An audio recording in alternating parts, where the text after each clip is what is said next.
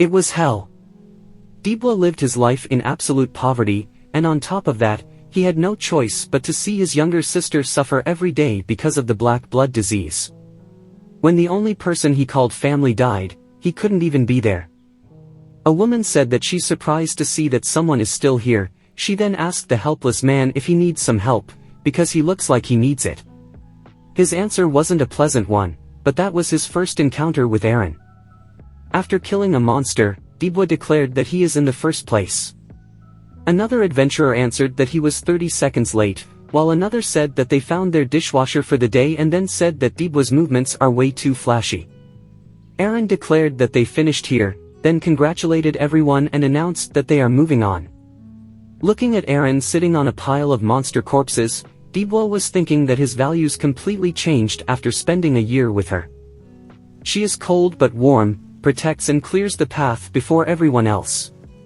Watching her from the side changed the way he is able to see the world, and of course, helping her became his goal. The white-haired adventurer was making fun of Dibwa for having to wash the dishes for the entirety of their trip, and the hothead answered that his condition wasn't the best. The adventurer continued saying that Dibwa proclaimed himself the disciple of Aaron, but he needs to work a lot harder to be acknowledged by her. The hothead said that they should stop talking about that. Aaron asked Shannon, another member of the party, if they are on the right track, and she answered that judging by the mark left by her brother, they are on the correct path.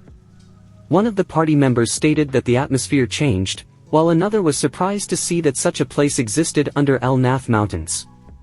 At an earlier time, in another place. Shannon was saying that the deeper area of the El Nath Mountains is too dangerous for her to go alone, and also, no one else is willing to join her, that's why, she is begging Aaron to help her find her brother. Aaron answered that the girl is asking the wrong person, she doesn't take individual requests, plus Shannon is a guide but her skills are too low as a third circle. There is no guarantee that her brother is still alive, her suggestion was to find another adventurer. Dibwa interfered and said that they are the girl's last hope, as there haven't been any adventurers exploring under the mountains since the last day. He then declared that he wants to help and that he'll take responsibility for Shannon, and begged Aaron to consider taking the request. Back to the exploration under the El Nath Mountains, the party was witnessing a place that looked like a battlefield from hell. Aaron noticed a corpse and asked if he is the brother, and Shannon answered that no. Aaron continued saying that it's a relief to hear that he is not the one who they are looking for, but how did he die? Because it doesn't look like monsters killed him. It looks like a week passed since he died, and then she realized that she knows who he might be. And then, something exploded out of the ground. It was something big. Dibwa managed to pull Shannon out of the way, but didn't understood what is going on. It was a monster that just ambushed them, it was Zakum. Dibwa rushed forward telling the girl to stay behind him. Then, Aaron attacked the hand of the monster, pushing it back. She screamed at Dibwa that they are going to attack from the left, and the man rushed to help her, saying that they are going to finish this quickly. The other two adventurers started their attack as well. They were all fighting together to defeat the big rocky monster. Shannon wasn't powerful enough to join them, but then, she noticed something, it was the opening of another cave. The battle was over and Dibwa, while tired, declared that their opponent was as though as people say. Then another adventurer asked where is Shannon and if anybody saw her. After looking around, all they could find was her hair clipper. Because it was in front of a cave opening, Dibwa suspected that she went in and wondered, but why would she go in alone? Aaron said that they should stay alert because a powerful energy can be felt inside. One of the party members asked if they have to fight again with another monster inside the cave, and Aaron answered that she doesn't know, but she can feel something inside. Dibwa declared that he will bring her back, as he was responsible for her safety, so everyone else should just wait for him. Aaron said that she will come with him, because whatever is inside, it will be a danger for Maple World and it's her job to stop it. After they all agreed to go together, they all entered the cave. Shannon was in front of a big ominous-looking tree, next to what seemed to be another person. The party noticed her and started to move towards the girl. They were happy to find her, but then, they noticed that she was next to a corpse. She answered that the deceased man is her brother. Aaron was suspicious of the situation. Dibwa told Shannon to stay where she is and he will come and take her. While she was crying, the girl said that it's nice to see that he came for her, he is kind, but she cannot go back anymore. She then asked Dibwa if he knows the meaning of the word Zakum. It means tree of the demon. Many consider the moving statue to be Zakum, but it's only an object that Zakum possesses. The huge tree behind her is the real Zakum, and now, all of them need to fight the real one. Dibwa screamed at Shannon, asking what is she actually saying. Then Aaron interjected and thanked the girl for telling them, so now she will chop off that demonic tree. Then added that it's better for Shannon to leave as it's dangerous to stay in a battle zone, unless there is something she isn't done with, such as using her own brother as a sacrifice. The girl said that it already started, the moment they all stepped inside that place. Zakum is a being that possesses and what it can control, is not limited to a statue. At that moment, Dibwa got stabbed from behind. Aaron was confused by what was happening. She was being attacked by another party member, the white-haired adventurer. Dibwa looked behind to see who stabbed him and it was Miria, another member of their party. With a crazed look on her face, she declared that the man she stabbed is the one that killed her friends. Seeing everything that was happening, Shannon said that it's useless to reason with the possessed because all they see is the target of their revenge. And now, it's the time for the finale. After all, the show must finish at its best. A big monstrous statue was climbing out of the lava. The now crazed-looking Shannon declared that everything is for the black magician that she follows. The hurt Dibwa couldn't believe that someone like Miria could be possessed by this Zakum. Aaron screamed at him to stop being such a baby and finish the adventurer that he knew as Miria, because she is not his friend anymore. Dibwa knew it, but it was still too much for him. Aaron activated Adrenaline Boost, and then used her ability Smash Swing to attack the big stone statue. Dibwa was regretting the fact that he suggested coming to this place. He knew that he screwed up. He then got the courage and dashed towards his former friend, and thinking that all this is his fault, he struck the possessed adventurer.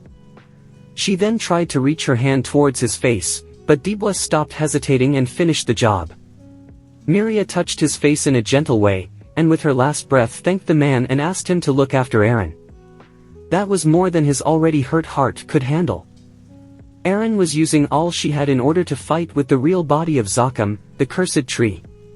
She slashed the main body and destroyed it, but the big statue was still able to attack, and now it was trying to grab the polearm master. It was trying to do it while Aaron was in the air, but she was a true expert. She managed to avoid the attack, and then Dibwa also joined and proposed to unite their strength in order to take the rock giant down. They both charged at it from different directions, slashing at the monster. But it wasn't enough. The statue immediately retaliated. Dibwa was having a hard time being pushed away, when someone started to move towards him. It was the corrupted Shannon wielding a knife and declaring that she is offering her life to the Great One. But Aaron ended her in one attack. She had enough playing games. All that was left for them was to destroy the statue. Dibwa said that it won't be easy to break it. Then, he realized that something is wrong. He was feeling like his head was split in two. Aaron noticed, and started to think that he might end up being possessed. Dibwa started to scream that she has to kill him, before he is going to do something that he regrets, and she knew that she cannot hesitate and apologized for what is going to happen next. With what consciousness he had left, he started to think about how he got some hope after he got saved by his master, but after he brought everyone here, maybe it's better for him to die. He then noticed something. His sister's dead body was here. How could this have happened? Who brought and killed her here? He then noticed the person that ended the life of his sister. Aaron told him to not worry, because she will end everything fast, but it was too late. In a demonic tone, the possessed Dibwa screamed that he won't forgive the one that killed his sister. And he attacked with all his might, his master, who dodged the slash, but there was a second attack, his kick, which she was also able to defend. She then declared that his senses are too sharp for a possessed. Then, they engaged into a battle, where Dibwa was pushing Aaron backwards, but she was still the master and sent a slash towards him, destroying the hand of the statue that was protecting the possessed. That covered his vision, and Aaron was able to move behind him. He noticed her, but it was too late. She used her ability Final Toss, freezing the area, and taking Dibwa out of commission. She then immediately rushed to finish things off with the statue of Zakum. Declaring that she is now going to end the battle, used her ability final blow with the last of her strength, but Dibwa was back, protecting the rock giant. He rushed towards her in order to stop that attack, but she couldn't stop. This was her last chance, so she apologized and proceeded, completely destroying the statue and ending the battle. A bit later, Dibwa woke up and had no idea what was happening. He then heard the voice of Aaron saying that he finally woke up. She then said that she thought that she will have to go without saying goodbye, but it's good that he is back to his senses. Dibwa was confused. How could this have happened? Was it him that did this? He then asked her why didn't she killed him. She answered that they failed already 800 years ago, and she is not the person to stop the black magician, but Dibwa has a great talent. He didn't want it to believe what was going on, and stated that even if he had an eternity, he couldn't compare with her. While smiling, she said that the maple world is in his hands now, because she is sure that he will be able to do great, since he is her only disciple, and then she started to get sleepy and left the world of the living. That's how Aaron the hero left the world. Dibwa finally left that place to inform the other heroes of her death, but life without her felt weird. Life felt like hell, because he failed to protect the person that gave his life purpose, and also, he wasn't able to repent for his mistakes. He couldn't fulfill the request his dear friend and master asked of him in her last moments. He met his end in a meaningless way, full with regrets. Dibwa woke up and was staring at the ceiling. His sister noticed that he is awake and said that he was sleep-talking. He answered that it was probably a dream but doesn't remember anything. Someone knocked on the door and the sister went to answer, and then said that it's someone looking for Dibwa. He then went outside and saw a familiar face. It was El Palm, who said that their plans have been moved forward. Dibwa said that he thought this to be their free day and the protagonist answered that he had enough rest, also, he needs to borrow some money, and Dibwa refused. Abby's was repeating what he just heard. The Hobbs killed 97 people and the 3 of them survived because he raised his circle, and the protagonist agreed. Abby's felt that El Palm is planning something, then asked for more details about what happened, because he cannot give him their reward unless he gets more information, and he is sure that they need the money. The protagonist then stated that he seems to have made a mistake and pulled out of his bag a lot of money and declared that he wants to pay off his debt first. With this 2 million mesos, he settled the debt fully. Mr. Abby's was surprised to see that amount of money, since they didn't pay him that much, which means that he also made money on the side covertly. Plus, because of this timing, it means that he is trying to get the most out of this information. He then congratulated the former slave for being a free adventurer and then stated that now they should sign a new contract. Abby's asked how much El Palm wants for resign bonus, and the protagonist answered that he wants 50 million mesos. That surprised the merchant union representative. No one would pay that amount of money. It would be absurd to pay that money to a C-class adventurer. The protagonist declared that it's the end of their conversation if Abby's cannot fulfill his request, and then left. After exiting the union building, Dibwa asked the protagonist how did it went. El Palm answered that Abby's rejected his sign-off bonus request and Dibwa asked how much did he ask, to which, his teammate answered 50 million mesos. That surprised Dibwa, calling the protagonist crazy for asking that much. El Palm answered that his request was sensible. Dibwa continued by saying that his employer is always doing stuff without telling him anything, then asked why are they in that place, the slum ground. The hothead used to live here and tried his best to leave, and now, he might not live in the best location, but it's heaven compared to here. This place used to be the most vibrant area of Lys, but now it's just a bandit den. Might even be the worst place in Victoria Island. Then, all of a sudden, a man flew through a door and landed in the street, right in front of the 2 men.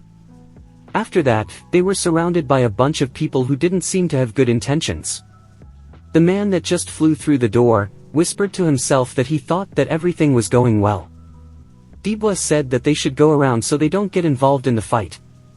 Then, the man got up and called the 2 men his big brothers and asked why are they late. The bastards in front of them called him a thief and started to beat him up, then begged to be helped.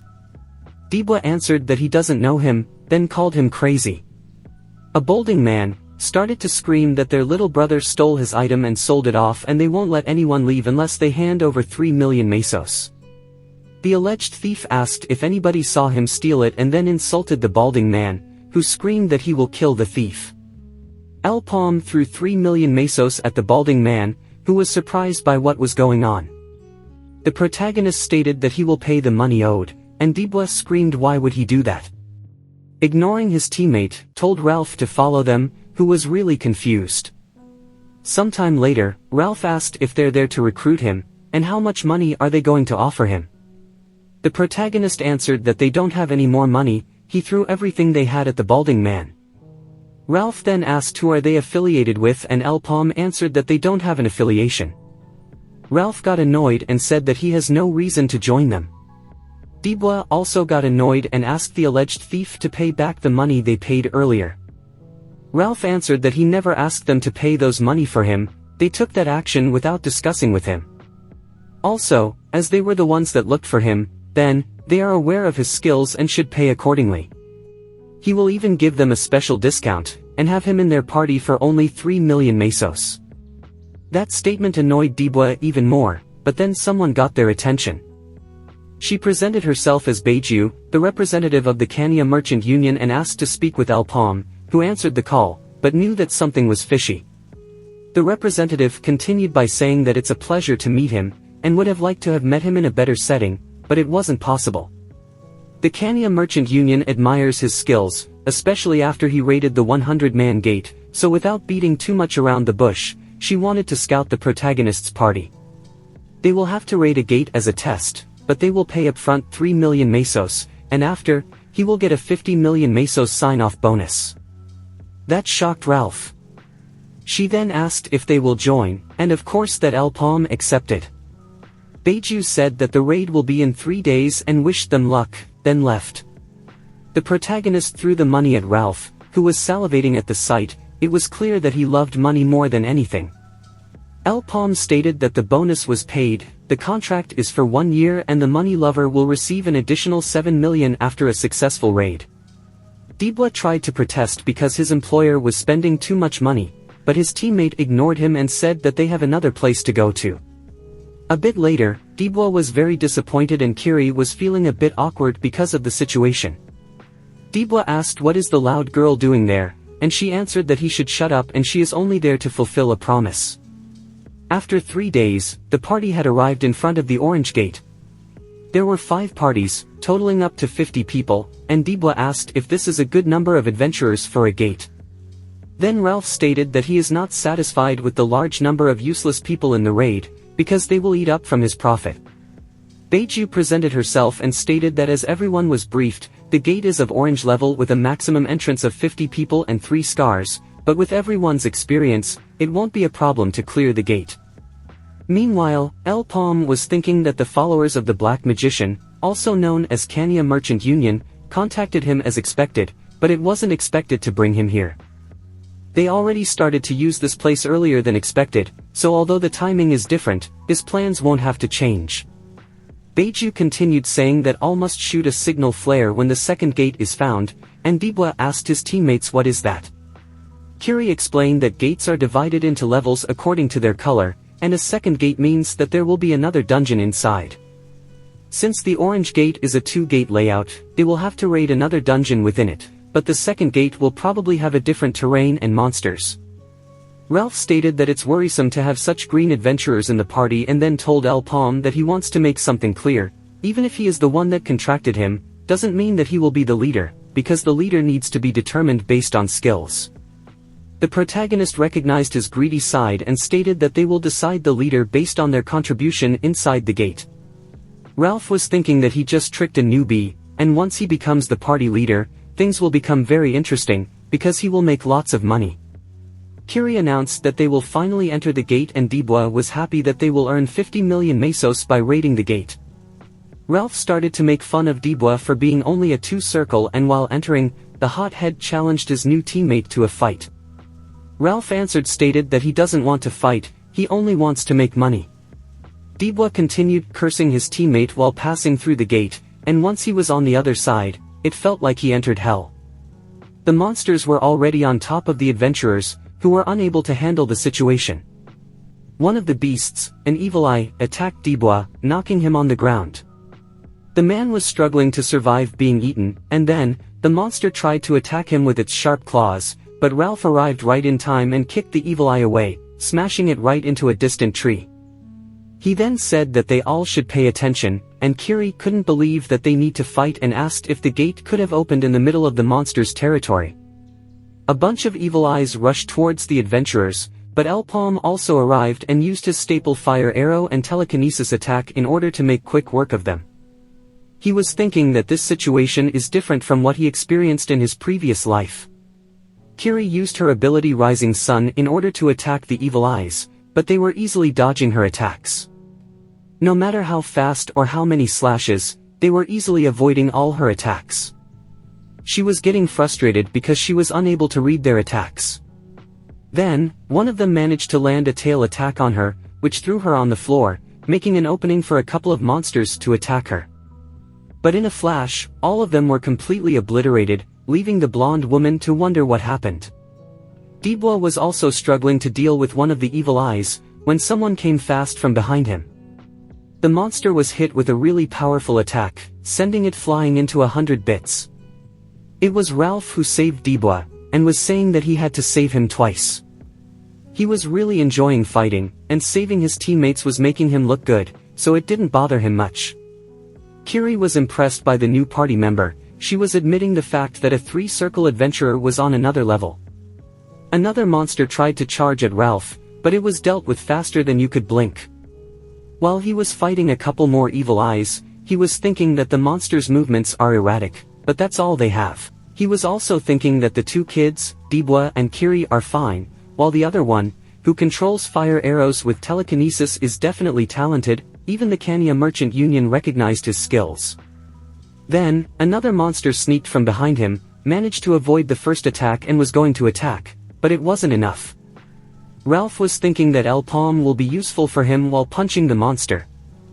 Receiving a 50 million contract isn't something that anyone will get, plus, the Merchant Union in general seems to favor him, so he will get better offers. Ralph was becoming really excited because he was seeing himself sitting on a pile of money after taking leadership of this party. Kiri was surprised to see how her new teammate was able to handle so many monsters with such ease. Ralph, full of enthusiasm, was going to punch another frightened monster, but then, he was kicked aside, surprising the bare hand fighter. It was Elpalm the one who kicked him aside. Annoyed by the sudden attack, Ralph started to scream what is the problem and asked his party member if he wants to fight. The protagonist said that he doesn't need his teammates' thanks, who was getting even more confused, while was also about to get attacked by some monsters, who were completely wiped out by what seemed to be a volley of magic arrows. Realizing that he just escaped death, Ralph started to ask who dared to attack him. From far away, someone was watching the adventurers getting attacked and surrounded by the monsters. At the same time, he was also preparing to shoot the next volley of arrows. The protagonist was trying to pinpoint the location of the mysterious attacker, and felt the next attack incoming. At the same time, a couple of monsters were trying to attack Elpalm. The multiple arrows pierced through the monsters, killing them, but the mysterious adventurer was surprised, because the protagonist used the monsters to hide from the attack, and then it realized that his opponent already casted the fire arrow while in hiding. He started to frantically look for the arrow, but it was already too late. The spell was right in front of him. Ralph was impressed by how the protagonist used the monsters to hide his attack from their mysterious opponent, a crazy idea and execution. Then, Debois started to scream towards his employer to watch out. Elpalm was surprised. Another arrow volley was inbound from behind him. The protagonist was slightly wounded after he managed to defend against the last attack and was thinking that he definitely hit his opponent. How can he attack from the opposite side? Kiri started to scream that the place they are in right now is too dangerous and they should retreat, and Ralph, while looking up, asked where to retreat. It was raining with magical arrows, there was nowhere to go. The adventurers were trying to escape from the magical arrow volley, but there were too many of them and plenty of people were killed or gravely wounded. Kiri used her ability Solar Slash to defend herself and another adventurers from the arrows, and then told the woman to run quickly towards the forest if she wants to live, but in the forest there were a lot of monsters waiting for them. They were surrounded. Then a huge fire vortex cut off right through the monsters. It was El Palm, who opened a path for the survivors to escape. Ralph announced that he will go ahead and use the path to escape the enemy, while Kiri was encouraging everyone to move and escape through the newly created path through the forest. The adventurers managed to escape the monsters, but the rain of arrows was following them. Everybody who couldn't run fast enough was dying, and Dibwa told El Palm that they have to do something or they will all die. The protagonist shot a fire arrow in the direction from which the volley of arrows were coming from. Then told his teammate that he has a plan. The mysterious archer was thinking that he got detected immediately and that his boss, Sir Evoke, was right about El Palm, but now it's his end, time to say goodbye. He then launched lots of magical arrows towards his target, constantly moving in order to keep up with the target and avoid getting detected. He was also surprised by how fast the protagonist was moving. After all, he's just a mage. He then noticed that there were only 6 people in the group of adventurers, which means that one is missing, the one that uses the pole arm. At that moment, he felt an intense heat from behind. He turned around, but it was too late. The fire orb was too close. It was El Palm, without his cape or staff, using the flame orbs with his new item. He was thinking that this time he saw his enemy get hit. Dibwa, who was impersonating his teammate, stopped running, and was happy to see that the plan to exchange disguises worked, and thanks to him stalling for time, they managed to defeat the enemy, but he didn't have time to finish that sentence because a magic arrow pierced through him. Kiri saw him drop to the ground. This was something unexpected. El Palm was also surprised. Another arrow was also aimed towards him. Then, the arrow volley continued, and the adventurers were struggling to stay alive. Kiri grabbed Dibwa and helped him run away from the attack, but she was also hit by an arrow in the leg and dropped to the ground. They were both hurt and unable to move further. There were more magic arrows coming right towards them, and they were unable to avoid getting hit. Then, Ralph came and grabbed them away from danger, telling them to stay focused. He also told them that it's troublesome having to play dad while he doesn't even have kids. While following them, the mysterious archer was thinking that they can run, but they won't be able to escape his reach in the end. He was preparing the next magical arrow volley, when he observed something. Ralph asked his teammates what is the plan, that they need to run this direction, and Dibwa answered with a snarky attitude that he doesn't know, but they still should do what their leader said. They pushed through the bushes in front of them, and they realized why they were supposed to run towards that direction. It was the second gate. Ralph was surprised by the fact that El Palm knew the location of the second gate. He was happy that he will live. The enemy archer is far away enough that they can get to the gate faster than the arrows. Dibwa asked why are they going through the gate without the protagonist, and Ralph answered that this is their leader's intention. After all, he guided them here. He also told Dibwa that they will wait inside the second dungeon for El Palm, but there were arrows coming from in front of them. The party was stopped from advancing, and Ralph didn't understand what happened. How did the enemy get in front of them, especially in such a short amount of time? He couldn't even recover his senses, and the arrows were already in front of him. Luckily, he was saved by the protagonist by throwing the polearm. Dibwa recognized his own polearm, and then noticed a tree trunk manipulated with telekinesis, coming right towards them. With no other choice, the hothead accepted his fate. The party was sent flying right into the second gate by El Palm. They had no choice. After seeing the events that unfolded in front of him, the mysterious archer was thinking that his opponent is a truly crazy bastard. Thank you for watching the 5th part of the series, The Last Adventurer. If you enjoyed it, please like and subscribe. Leave a comment if you want me to continue this series. Goodbye.